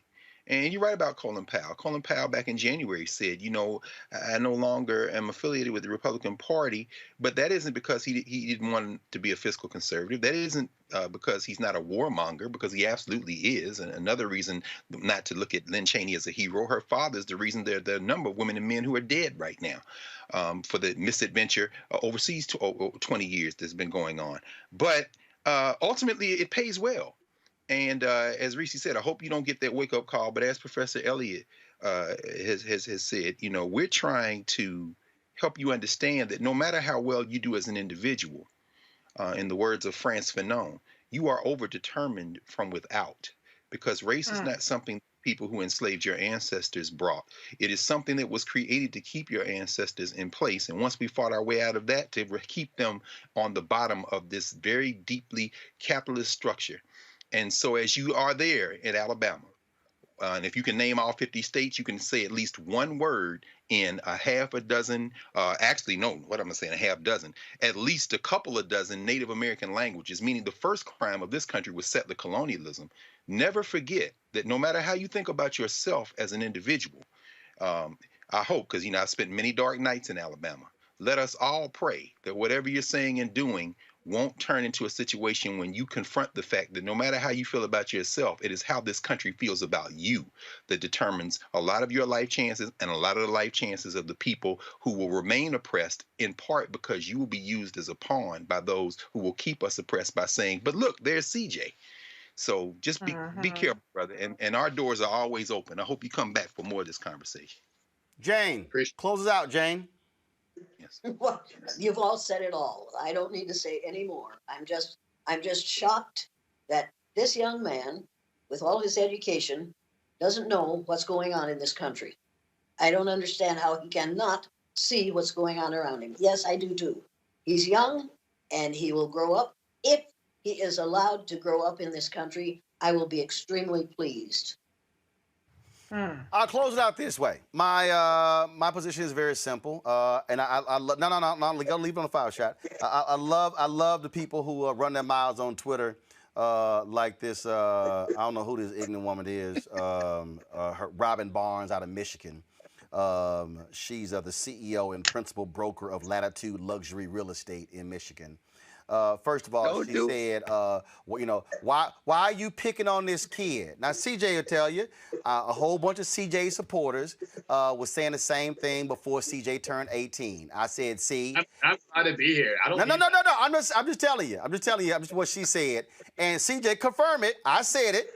I'm going to wait till he turned 18 when he grown before I invite him on the show so y'all can stop whining and saying, why you picking on a kid? I said, we'll wait. When he turned 18, I said, now you can come on the show. The other thing is this here. All the folks talking about, oh, let somebody finish. This is real simple for me, CJ. And if anybody, I've had black conservatives on my show before. I've had different people. When somebody says something that's not true, I'ma jack them. I don't care whether you conservative, liberal, when you use stuff that's factually incorrect, I'm going to stop you because I can't let the audience, I ain't Tucker, I'm not Sean, I'm not that fool Grant, Sean Spicer, Laura Ingraham. I don't let non-factual stuff slide on the show. Last one. If I answer this, all my only advice for you, CJ, when somebody asks you a question, don't obfuscate, don't deflect, just answer the question. Because here's the deal. When you don't answer the question, it sounds like you don't want to answer the question. And so I'm a press folk. So, and I get, hey, everybody, I know how to stay on point. I know how not to get trapped. But the point I'm saying is, you're going to come on, hey, answer it. Say it. Nope, I didn't call Donald Trump out when it came to the deficit, but I still supported him. That's the only deal there. But this is all I ask. This is all I ask you, CJ. And I've said this to Eugene. I've said it to Chris. I've said it to Paris. Said to Shermichael. I can name every black Republican I've had.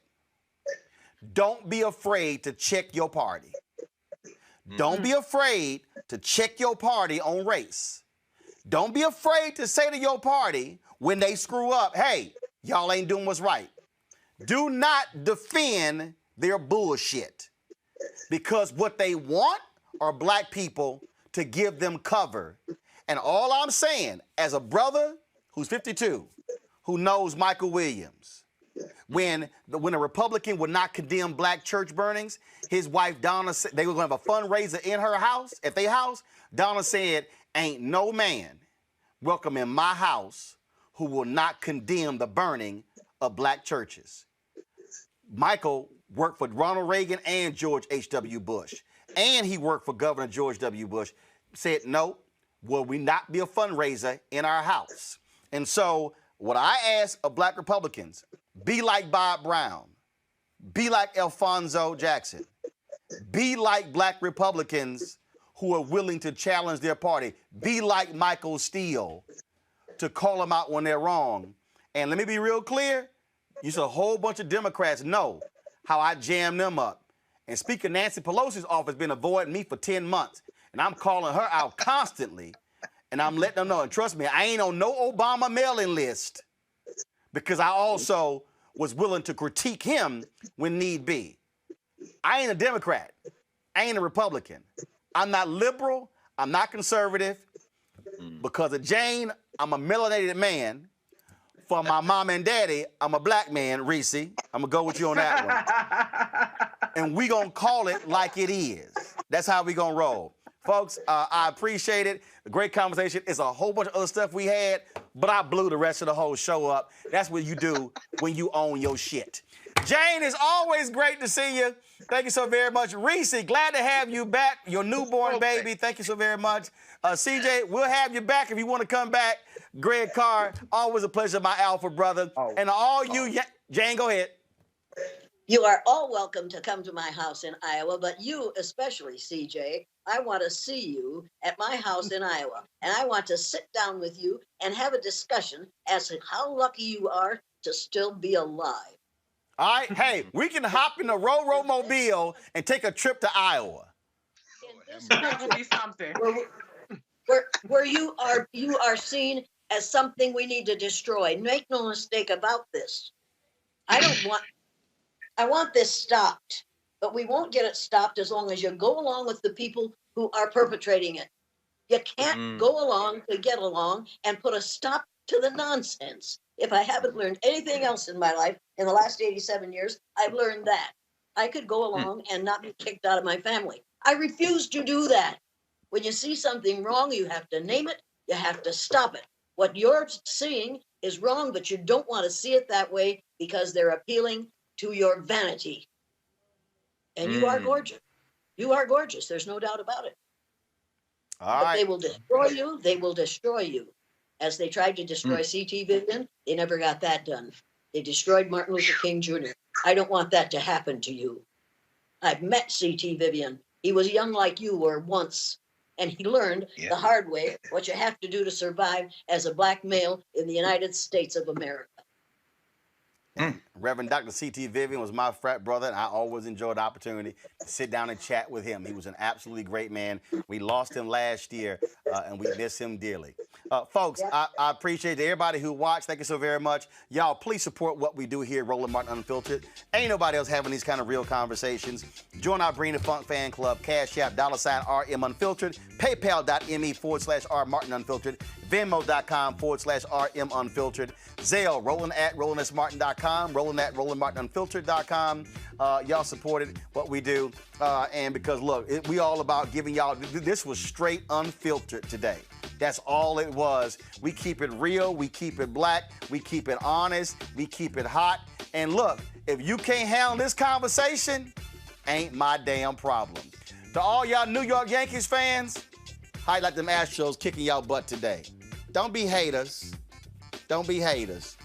Mark Thompson, all about the Stros. I'm going to see y'all tomorrow from Elizabeth City, North Carolina, where we're going to be live streaming and broadcasting the Andrew Brown Jr. rally. Oh, and to all the fools who tried to say I got ran out of Elizabeth City, North Carolina, I wonder why they invited me back. But y'all asses ain't showing up there. Don't worry, y'all can watch our live stream.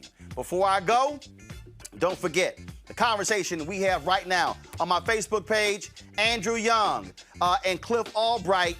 Roll it. Just about hurting black folk. Right. Nope, that's not it. That's the wrong one. I need you to roll the Ambassador Andrew Young. There you go. That one. Put another nail in the coffin of racism. You talk about awakening America. It led to a historic summer of protest. I hope our younger generation don't ever forget that nonviolence is soul force. Priceless.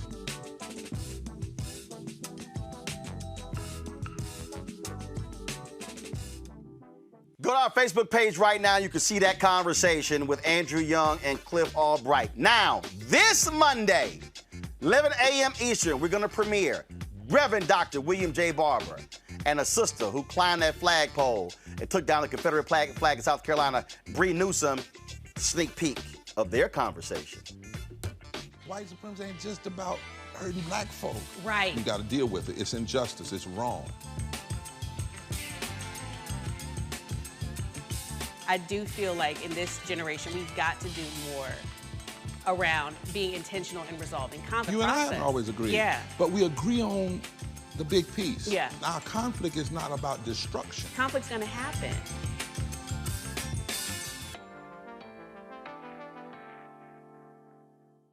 All right, y'all, the 6-part series we have. The first one is Tiffany Lawson, Janetta B. Cole. The second one is Andrew Young, Cliff Albright. The third one is Bree Newsom, Reverend Dr. William J. Barber. Premieres on Monday, 11 a.m. Eastern on my Facebook page and Instagram page as well. Y'all check all of those out. We got 6 of them. 2 are already aired. Third one airs on Monday. I told y'all, ain't nobody doing what we doing. That's why y'all got to support us in what we do. I'm going to see y'all tomorrow from Elizabeth City, North Carolina.